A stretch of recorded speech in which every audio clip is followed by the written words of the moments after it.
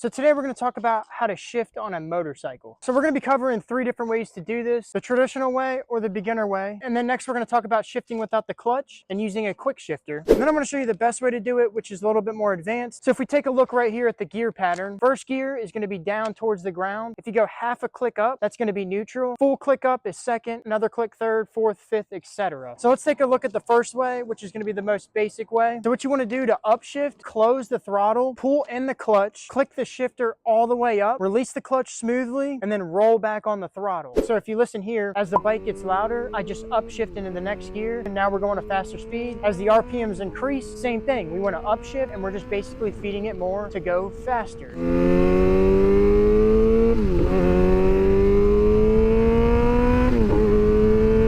And then for downshifting, you want to close the throttle, pull in the clutch, press down on the gear shift, release the clutch smoothly, and roll back on the throttle if we need to. And we can use a downshift for 2 things. That can help us engine brake and slow down, and we can also apply a downshift to go faster.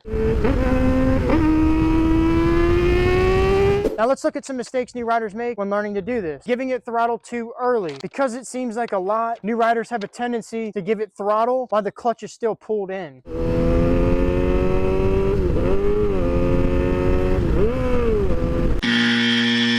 That's going to burn up your clutch much faster. Don't roll on the throttle until the clutch is fully disengaged. If you're doing it right, it'll sound like this.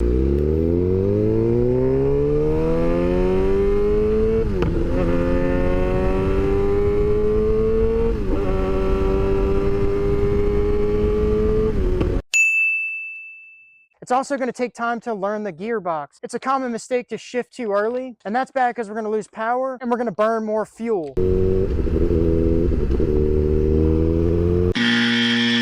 And the way to fix this is apply a downshift. That way we have more torque and we can go faster.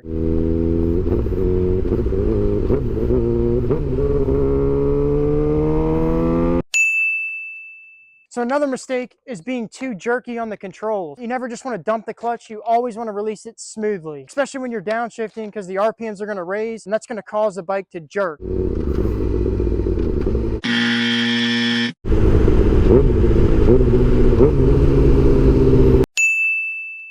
Another mistake when learning this is just taking too long. So this process seems like a lot: rolling off the throttle, pulling in the clutch, shifting gears, releasing the clutch, rolling back on the throttle. So the process is done very quickly and almost simultaneously. So you just want to practice that process over and over, and eventually it'll become second nature. And if you're a new rider, this can kind of be a lot at once, and it's common to want to look down. Yes, we have a tachometer and a gear indicator, but all that is secondary. We want to be able to shift and use the controls without looking. That way we can keep our head and eyes up and focus on what's in front of us. And when you guys are learning to do this, you want to practice in a parking lot so you get a feel for shifting and how the gearbox works. So now we're going to look at the next way of doing it, which is clutchless shifting, or shifting without the clutch. So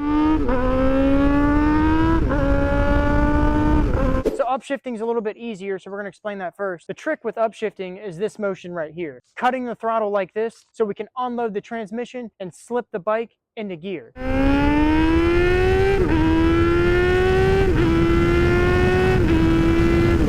This is a little more advanced way of shifting. You have to have really good throttle control to perform this. If you do it correctly, it's going to make your shift smoother, and it's definitely a more fun way of shifting. And for clutchless downshifting, it's the same thing, but in reverse. Instead of closing the throttle, we're going to blip the throttle like this. At the same time, we're going to downshift.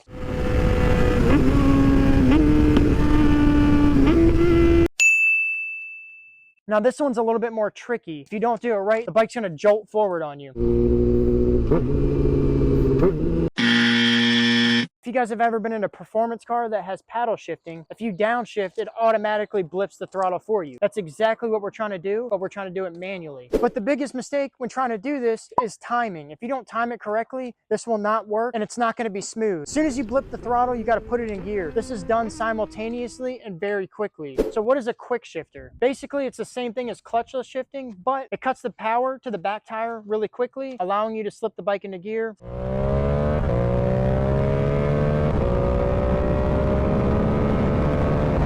And that's a quick shifter. Clutchless shifting, we have to unload the transmission manually with the throttle and slip the bike into gear. If you guys are just traveling slow speeds around town, pulling in the clutch is still going to be the better option, even if you have a quick shifter. If you're getting on the highway and you're accelerating a little bit faster, that's when quick shifting or clutchless shifting works really, really well. So is this bad for the motorcycle? Yes and no. If you do it correctly, it shouldn't do any harm. But if you're clutchless shifting all the time and just putting a pounding on your bike, then yeah, it's going to put more stress on the transmission. And the last way of shifting and the best way is going to be a combination of the first two. Roll off the throttle, pull the clutch in, upshift or downshift, release the clutch smoothly, and roll back on the throttle if we need to. As I mentioned earlier in the video, when learning to shift, new riders just take too long to use the controls. As you become more advanced, you become a lot quicker on the clutch. And just a little tip, you don't have to pull the clutch in all the way. It's okay if you still do. You only have to pull it in right past that friction zone.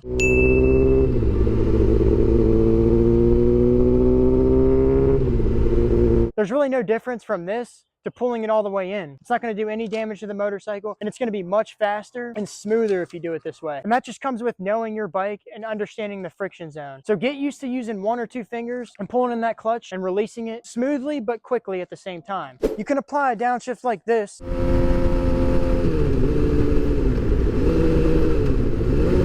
and it will still work and slow you down. But there's a better way of doing it. When you pull in the clutch, the idle speed's gonna come down. If you blip the throttle while you pull in the clutch, you're gonna match those RPMs, and it's gonna be a much smoother transition. We call that rev matching.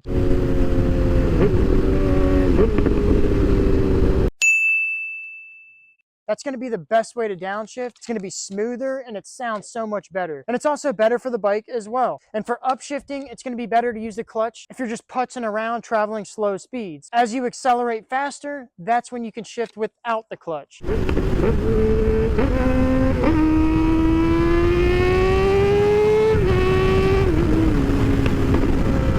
Alright guys, so that's pretty much how you shift on a motorcycle. If you guys enjoyed this video, make sure you guys drop a like on the video. Consider subscribing to my channel, and I'll see you guys in the next one.